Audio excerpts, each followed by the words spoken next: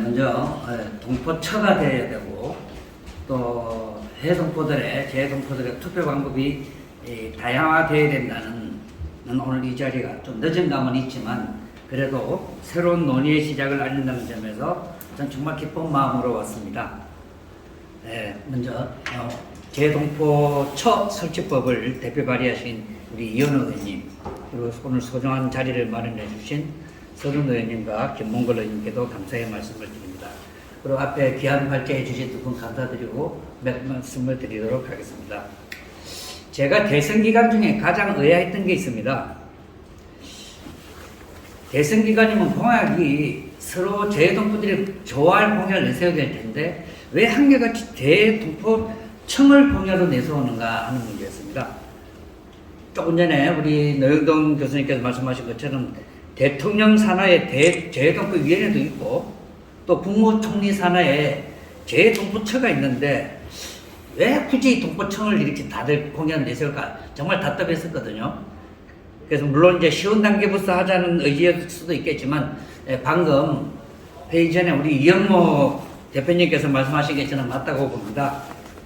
그동안 재동포들과 전문가들이 주창한 동포청은 과거 교민청, 교포청처럼 동포 전당기구의 필요성을 상징하는 명칭이지 그게 구체적으로 어떤 정부 조직법상의 명칭이 아니었다라는 점에서 좀 늦었지만 이제는 재동포 전당기구 신설이 공감 이루어진 마당에 그게 이제 처가 돼야 되느냐, 청이 돼야 되느냐 하는 이 구체적 논의와 합의가 있어야 된다는 점에서 저도 그동안에 좀 생각했던 것 몇 말씀을 드리도록 하겠습니다. 사실 이 동포청과 관련해서는 이미 90년대 초에 김영삼 문민정부 시절에 그 당시로서는 교민청이라고 했었는데 교민청과 함께 구체적 논의와 실무적 검토가 있었습니다. 사실은. 그렇지만 그 광범한 오늘 말씀하신 것처럼 이 광범한 재동포 업무를 그 청이라는 조그만 협소한 당일구에서 소화해낼 수 있을까? 그리고 또 당시 중국이라든가 어떤 이 외교적 마찰이라든가 또 완전히 업무 영역이 정리되지 않은 상태에서 부실한 갈등들을 고려해서 그러면 우선 그렇다고 해서 무작정 미룰 수는 없고 과도기적이라도 출범부터 시키고 보자 라고 했던 게 그 당시에 이제 합의였습니다. 그래서 1999년 5월 재동포정책위원회에서 정부 조직법상 기타 공공기관에 해당하는 현재 재단의 형식을 갖추기로 하고 1997년 10월에 재동포재단이 출범하게 된 겁니다. 제가 굳이 오늘 25년 전 이야기를 꺼내는 이유는 지금 일각에서 논의되고 있는 재동포청이 새삼스러운 것도 아니고 과감한 것도 아니라는 겁니다. 25년을 기다려와서 그때하고 똑같이 돌아간다는 것은 참으로 우매한 일이라고 저는 생각을 합니다. 그동안 재동포재단이 25년 동안 쌓아왔던 시행착오와 또 축적해온 노하우들을 제대로 된 그릇에 담아서 효율성을 극대화해야 되지 않느냐 하는 게 오늘 이 자리의 주요 논의일 것 같습니다. 첫 단추를 짧게 해야 됩니다. 조금 전에 노영동 교수께서 여러 가지 말씀을 해주셔서 간단하게 넘어가도록 하겠습니다. 간단하게만 짚으면 노 교수님께 말씀하실 대로 정부 조직법 제7조 사항을 보게 되면 각 행정기관 장관과 차관은 중요 정책 수립에 관해서 소속 청장을 직접 지휘할 수 있다고 되어 있습니다. 인사, 예산, 법령 개정도 마찬가지고요. 이렇게 해당 과에서 영향을 행사하게 되면은 청에서 오는 업무 자체가 변경이 되든지 지연이 되든지 무산이 될 가능성이 아주 높습니다. 현실적으로. 근데 왜 이렇게 되느냐? 이거는 앞에 두 분 국회의원이 계시지만 이 행정부의 국회에 대한 책임 때문입니다. 우리 국회의원들께서는 국무위원인 장관에 대해서만 해임 개념이 있지 청장까지는 이게 관여가 안 됩니다. 그러니까 장관이 청장을 주부를 수밖에 없는 거예요. 근본적으로 청으로 시작이 되게 되면 한계를 근본적인 은퇴를 하고 시작하는 게 됩니다. 그래서 이 부분에 대해서는 노 교수님께서 말씀을 하셨기 때문에 이제 넘어가도록 하겠습니다. 그래서 청은 소속부가 얼마든지 제재를 가할 수 있는 체계고 설령 재동포 재단이 동포청이 된다 하더라도 그냥 새롭게 차장 한 명 정도 두는 정도 그 정도밖에 아닐까. 그래서 홍보적인 효과는 있을지 모르지만은 실질적인 효과가 어떨까 하는 점에서 저는 우려를 할 수밖에 없습니다. 그래서 청이 되든 처가 되든 전당기구가 꼭 위험해야 될 근본적인 문제 몇 가지만 조금만 말씀을 드리겠습니다. 현재 우주항공청도 지금 논의가 되고 있는데 과학기술계에서 반대하고 있습니다. 청이 너무 왜소하다는 거죠. 한마디로 말해서 힘이 없다는 겁니다. 근데 우리 재동포들께서 25년 기다렸는데 다시 또 그런 일을 되풀이돼서는 안 되겠죠. 그리고 또 하나는 청이 되든 처가 되든 오히려 문턱이 높아지는 건 아닌가. 현재 재동포재단은 기타 공공기관입니다. 공기업 중에서도 기타 공공기관인데 여기에는 우리 정광인 이사님께서도 계시지만 기획이사나 사업이사 등 외부 인사의 영입이 상대적으로 용이합니다. 그러나 청이 되면은 이 동포들의 참여와 소통이 더 까다로워지는 거 아닌가, 더 어려워져서는 안 된다라는 게 제 생각이고요. 다음 둘째, 재단 업무를 완전히 승계하는 건지 선별적으로 승계하는 것인지.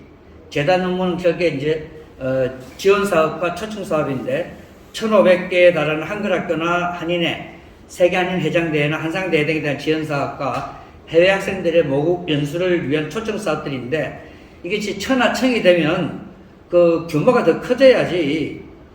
규모가 그대로거나 신청이 오히려 더 까다로워진다면 굳이 새롭게 만들 이유가 없겠죠. 그래서 업무에 대한 문제도 반드시 짚고 넘어가야 되고, 또 하나 청이 되든 처가 되든 이것이 동포를 위한 전당기구가 돼야지 혹여라도 공무원 인사 적체 해소를 위한 방편이 돼서는 절대 안 된다는 겁니다. 전문성과 경험이 풍부하고 우리 재동포분들과의 소통이 원활한 전문 공무원들이 대거 확보가 되어야 될 겁니다. 그리고 마지막으로 명칭의 문제인데요.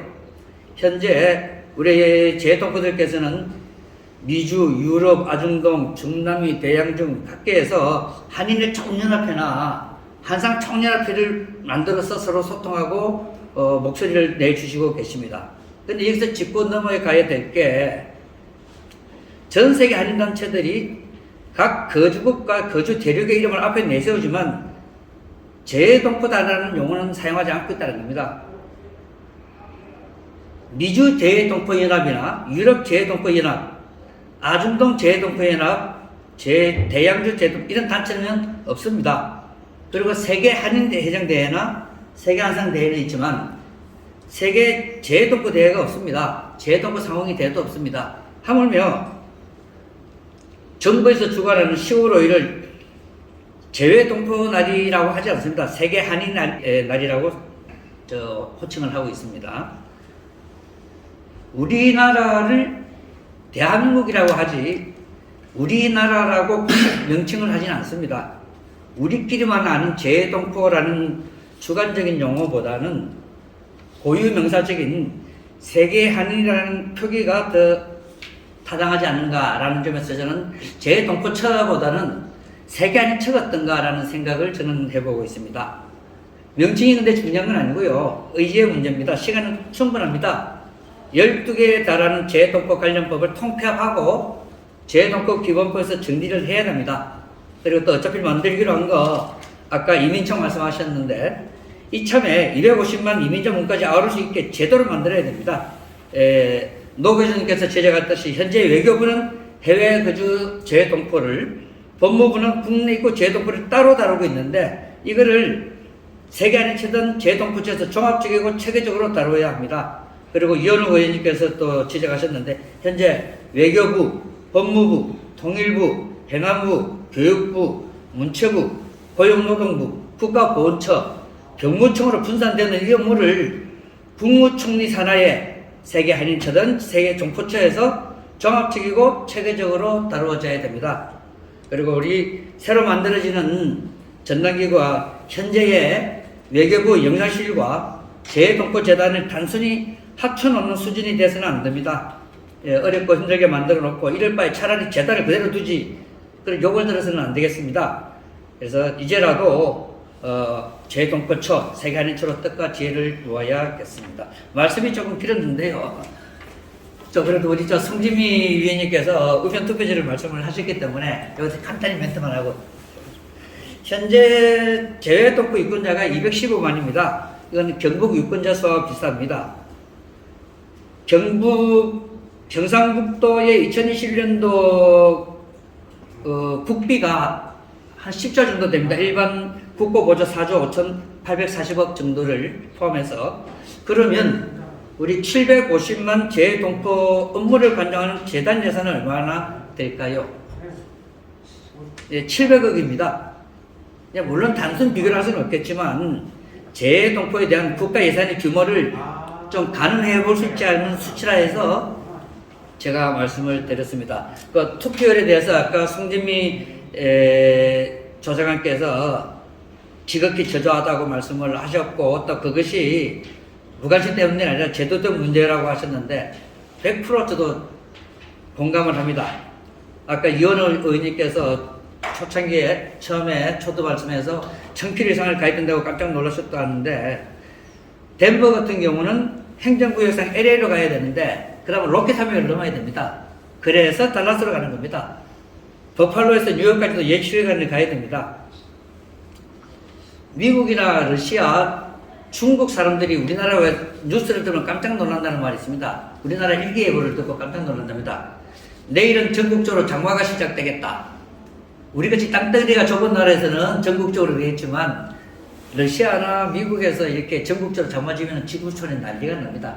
그래서 제가 이 말씀을 드리는 이유는 우리 너무 좁은 땅덩어리에서 지방선거사무소까지 걸어가서 투표는 우리나라를 생각하면 안 된다는 말씀에서 우편투표와 전자투표는 반드시 필요하다는 겁니다. 그리고 저는 궁극적으로는 우편투표도 조금은 문제가 있다고 좀 보는 게요. 얼마 전에 뉴욕에서 오신 분이 우편투표 시험을 하는데 우편 70불이 들고 차라리 택배는 20불이니까 택배를 원하지 그러느냐고 직원이 묻더랍니다. 여기서 제가 말씀드린 것은 여러분 월급 봉투를 택배로 원하십니까? 우편물을 원하십니까?